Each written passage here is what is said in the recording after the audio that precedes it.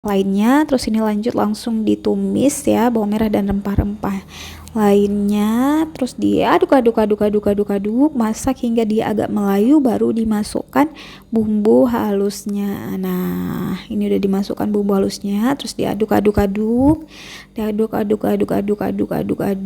Setelah itu dimasukkan dagingnya ya, terus diaduk supaya bumbunya ini merata. Setelah itu ditambahkan sedikit garam, karena kita puasa jadi nggak bisa dikoreksi ya kan, tapi kira-kira aja ya. Setelah itu ini masak hingga dia mateng ya kan, dagingnya empuk. Nah, ini udah mateng ya. Nah, untuk resepnya ini udah Faza tulis. Nah, ini dia resepnya ya kan di video. Terus ini bahan-bahan irisan dan cemplungannya tadi. Dan selamat mencoba. Salam aduk-aduk.